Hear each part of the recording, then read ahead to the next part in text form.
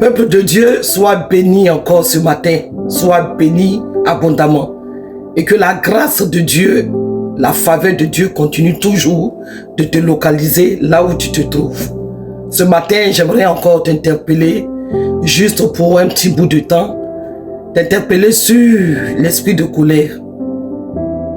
La colère, c'est quelque chose de désagréable.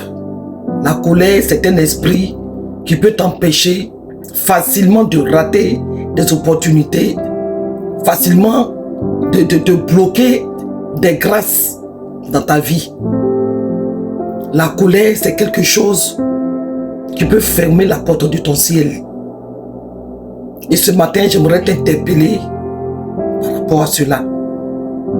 Si tu as un problème de colère, bien aimé, prie. Prie réellement par rapport à cela. C'est un vilain esprit qui peut détruire ta destinée. La colère, ce n'est pas une bonne chose.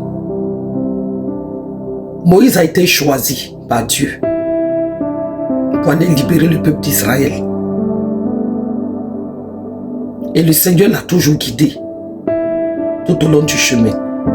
Mais il fut un certain moment, il avait cet esprit caché dans sa vie. Et à cause de la colère, avec tous les efforts, son obéissance, sa disponibilité, tout ce qu'il a pu faire pour sortir le peuple d'Israël, il n'a pas pu voir la terre promise. Il n'a pas pu voir la terre promise à cause de sa colère. Quand il a trouvé le peuple, pendant qu'il était allé chercher la face de Dieu pour recevoir des instructions, à son retour, le peuple avait fabriqué un faux Dieu, un veau d'or, en train d'adorer. Il n'a pas été patient. La colère l'a transporté. La colère l'a mis hors de lui. Et pendant un mois, tout ce qu'il allait chercher devant la face de Dieu, il a brisé la pierre dans la colère. Tu peux faire des efforts. Tu vas jeûner, prier, tu vas faire assez d'efforts dans ta vie. Tu vas prendre tout ton temps à chercher la face de Dieu. Mais si cet esprit est caché en toi, que tu ne pries pas pour que cet esprit te quitte, bien-aimé, tu veux rentrer dans le foyer et tu pries pour que le Seigneur t'envoie l'homme de ta destinée. Tu n'es pas libéré de cet esprit-là. Tu es rentré dans le foyer avec cet esprit. Pour une petite chose, tu peux perdre cette grâce.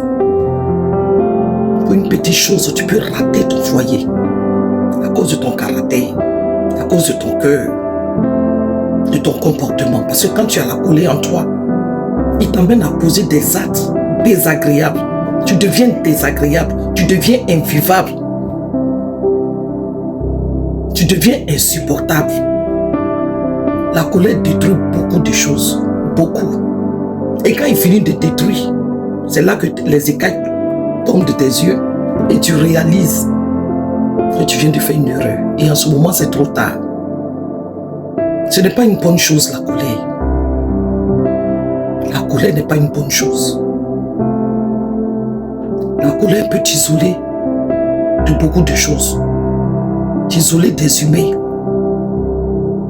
La colère va te détacher de certaines choses. La colère va t'éloigner de beaucoup d'opportunités. Tu n'as pas un bon témoignage. Quand tu as l'esprit de colère en toi, tu as beau faire du bien, mais à cause de ton comportement, de la façon dont tu réagis quand tu es en colère, tu n'es pas aimé. C'est un esprit démoniaque. C'est un esprit dangereux. C'est un esprit qui n'est pas agréable. Alors ce matin, je veux t'interpeller.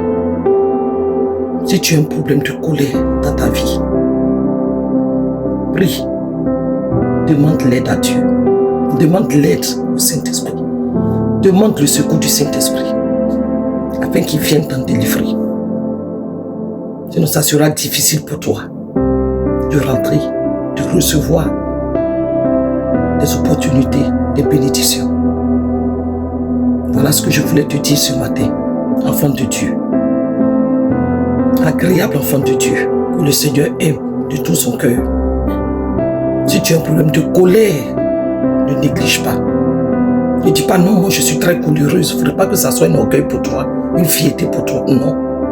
À cause de la colère, tu vas rater beaucoup d'opportunités. Que le Seigneur t'aide. Sois béni au nom de Jésus. Amen.